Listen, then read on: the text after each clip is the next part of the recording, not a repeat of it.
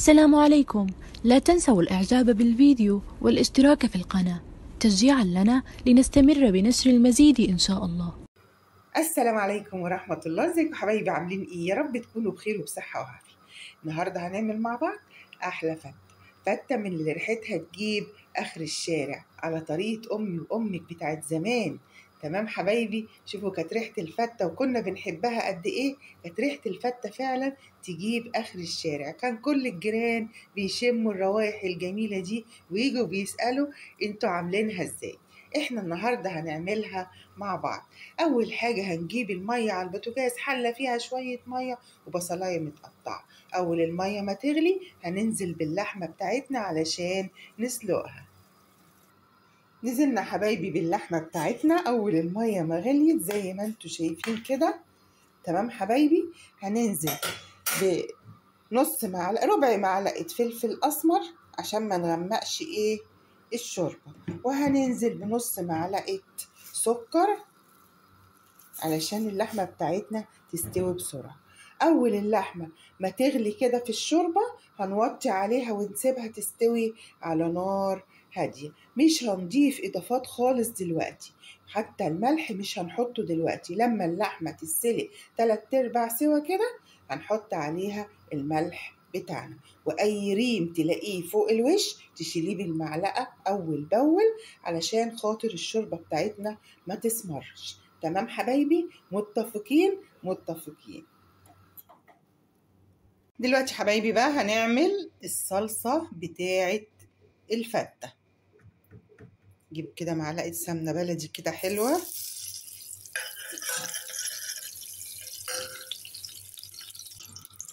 هنحط بقى عندنا راس توم كده متقطعة قطع صغيرة مش مهروسة يا جماعة. الفتة بيتحط لها توم بنقطعه كده بالسكينة حتت صغيرة جدا، تمام؟ لأن المهروس ليه طعم والمتقطع ليه طعم. الفتة ده التوم بتاعها. هننزل بقى تمام كده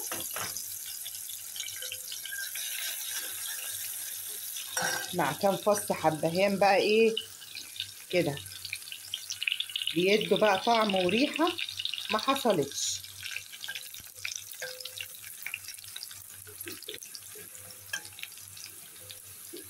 الريحة بقى روعة روعة روعة روعة.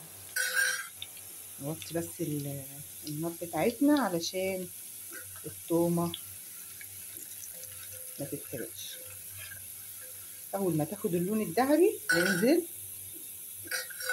ننزل بالخل ولا بالطماطم. هننزل بالخل بتاعنا. بسم الله.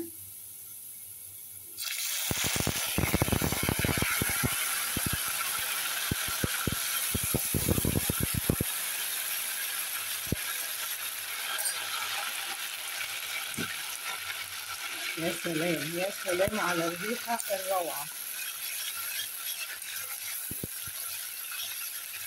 في ناس كتير بتحب الفتة كده بس، تومة وخل وشوية ملح كده وفلفل أسمر وخلاص. الفتة بقى أم طماطم ليها طعم تاني. خلصنا صلصة الفتة بتاعتنا، هننزل بقى بنص معلقة فلفل أسمر. بسم الله. بس كده. وهننزل بنص معلقة ملح. الملح بقى حسب ما انتوا عايزين. بسم الله. بس كده برضه. كده خلصنا صلصة الفتة بتاعتنا. هنسيبها بس 3 دقايق كده علشان خاطر انا حاطه عليها صلصه، مش حاطه عليها طماطم مثلا ضرباها في الخلاط او في الكبه، لا دي صلصه من اللي انا كنت مفرزاها معاكم. ده كده الصلصه بتاعتي مستبكه، فانا هخليها بس 3 دقايق كده تشرب بقى من السمنه بتاعتها، ريحه الحبهان كده تظهر فيها، وهقفل عليها. نعمل بقى الرز بتاعنا. حلتنا بقى كده وننزل بمعلقة سمنة عشان نعمل أحلى رز بشعرية.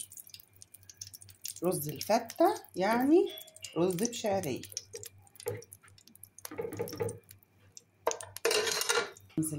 ننزل بقى بالشعرية. بسم الله.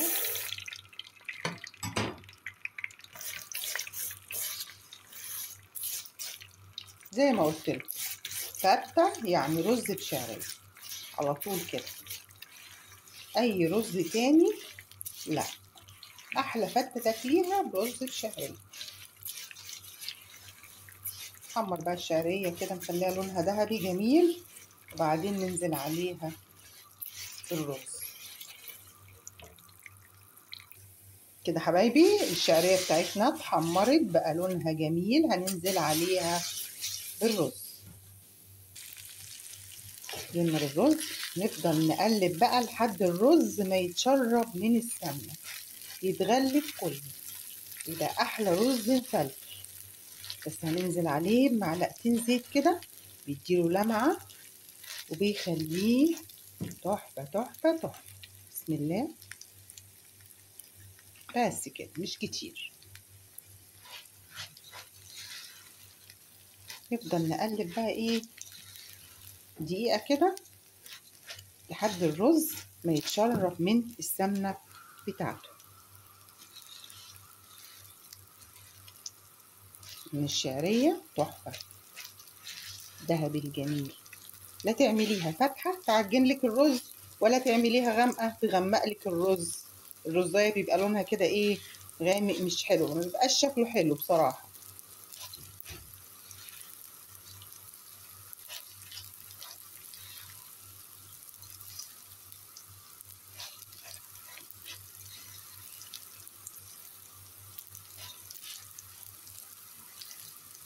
بص الرزاية بقى لونها عامل ازاي، بتلمع وجميلة، يبقى احلى رز مفلفل. هننزل بقى ايه بالمية. دي اسهل طريقة لعمايل اي رز. هنشوف بقى نحط كمية المية او الشوربة زي ما انت عايزة قد ايه. الله.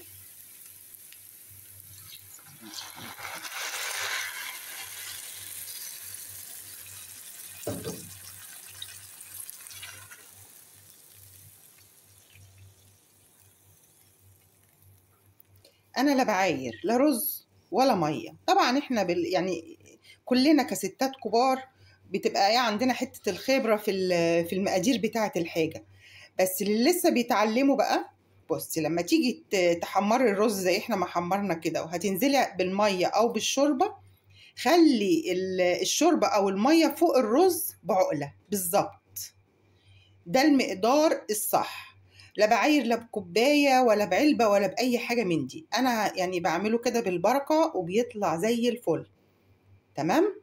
هنخلي الميه بتاعه الرز او الشوربه عقله بالظبط من فوق الرز كده. بقى ايه هنحط الملح بتاعنا وهنسيب الرز بقى ايه لحد ما يتشرب ونوطي عليه، وهنشوف احلى رز مفلفل.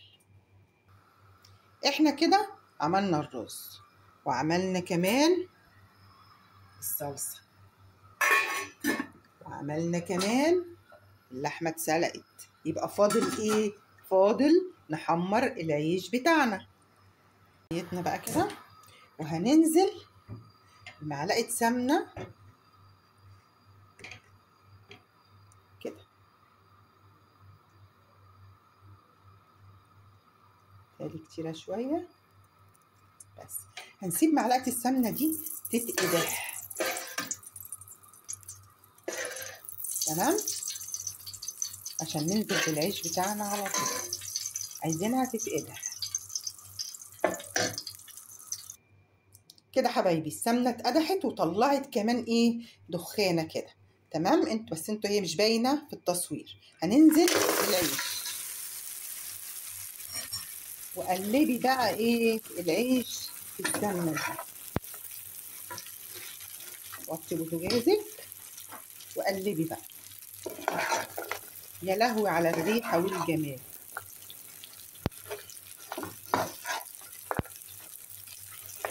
حتة ان انا احط العيش احمصه في الفرن واعمل بيه الفتة دي مرفوضة عندي خالص. لازم العيش يتحمر في السمنة المقدوحة وتطلع الريحة الجميلة دي ما شاء الله، كأنك بتحمري بط. يعني ريحة روعة روعة. هناخده بقى نفضل نقلب فيه كده لحد ما يشرب السمنة خالص وتشم الروايح الجميلة دي. يا حبذا كمان لو العيش مش طري، يعني العيش ايه، نص نص، لا ناشف ولا طري، يعني نص نص كده عشان ياخد وقته معاكي في التحمير. لو ناشف هيتحمر معاكي بسرعة، مش هيديكي برضو ايه نفس النتيجة اللي انت عايزاها. ولو طري هياخد وقت كبير قوي.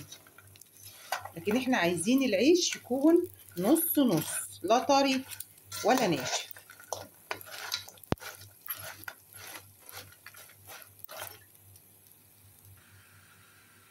كده العيش بتاعنا اتحمر، الريحة مفيش بعد كده، تحفة تحفة تحفة.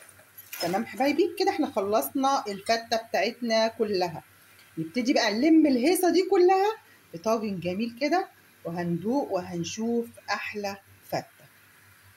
نعمل بقى طاجن فتة. بسم الله كده ننزل بشوية عيش من اللي احنا بقى محمصينهم كده. أحلى في الفتة، أحلى حاجة في الفتة العيش. تمام حبايبي، وهننزل كده ايه بكام كبشة شوربة حلوين. بسم الله. بس لازم تكون سخنة جدا. بصوا مطلعة دخان، لازم تكون الشوربة بتاعتنا سخنة قوي.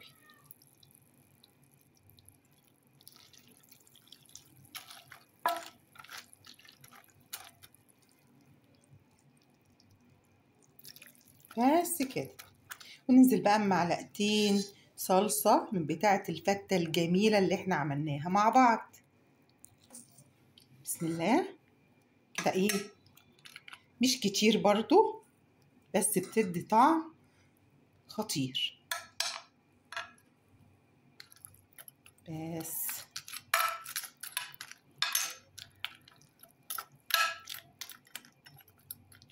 3 دقايق بالظبط، وهننزل بالرز الجميل اللي احنا عملناه عشان يكون العيش ايه طري شويه، عشان نعرف ناكل الفته.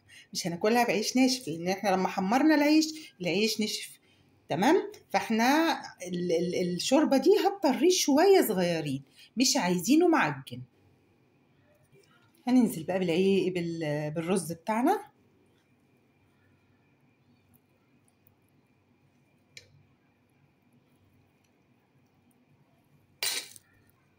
كده تمام قوي. ننزل بقى بالصلصه بتاعتنا. بسم الله.